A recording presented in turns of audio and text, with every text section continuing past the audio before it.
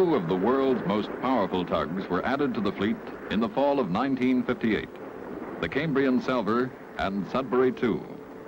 By basing the Cambrian Salvor in Yokohama and the Sudbury II in Victoria, the company was in a position to provide rescue, salvage, or long-distance towing jobs anywhere in the Pacific.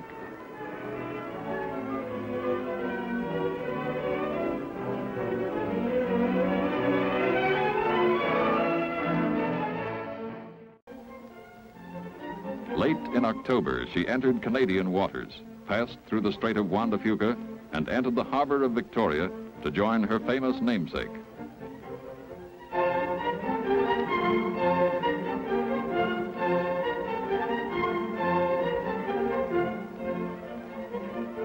She tied up at the company's dock for a complete refitting job.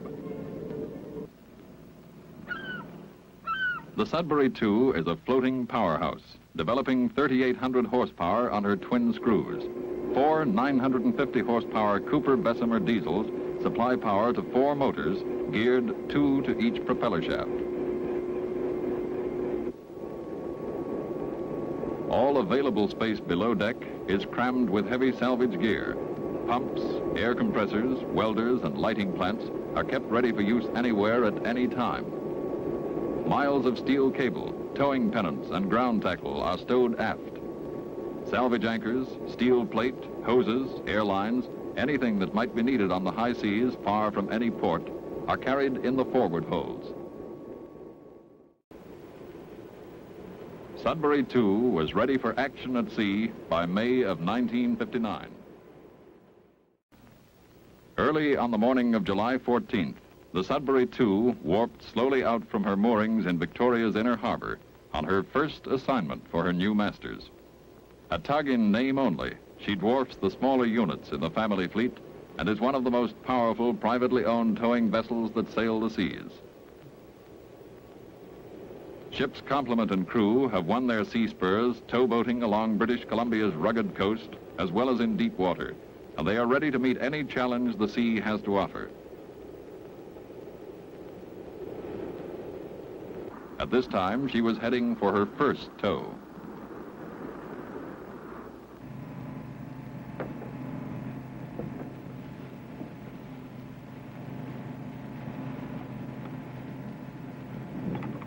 Company workboats and crews had already rigged towing pennants to the two obsolete Liberty ships, the Carole Lombard and the Henderson Luelling, anchored off Victoria.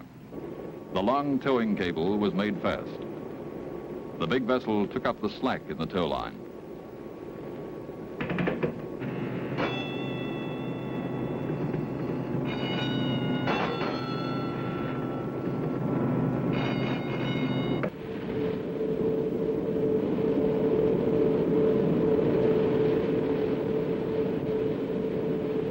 The dead ships began their journey to the scrapyard, and the Sudbury II was off on her first Island Tug and Barge assignment.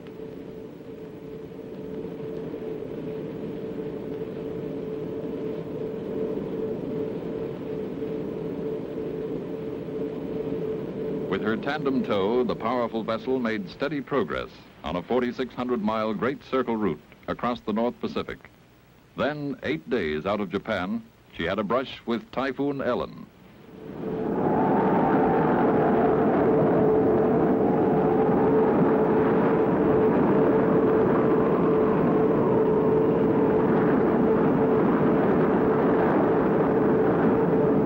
She was forced to heave to and ride out the heavy seas and violent winds.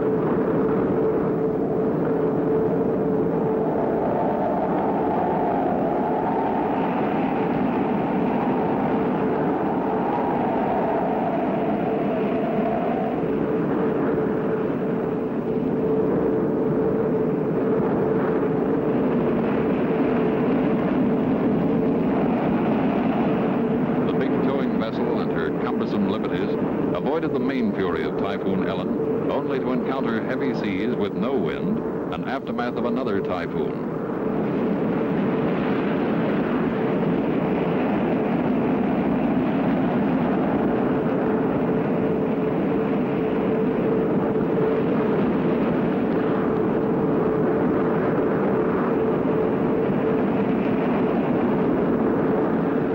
became calmer and the tempo of the voyage picked up.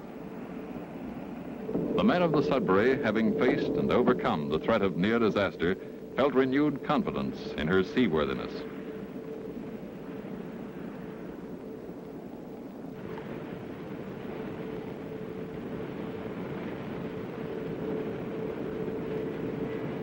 In the smoother waters close to Japan, the Sudbury II made good time and delivered her first trans-Pacific tow to the breakup yards at Hirao, Japan, 38 days out of Victoria. During the following 7 months, the two Sudburys teamed up to log a spreading pattern of achievement as they shuttled back and forth across the Pacific.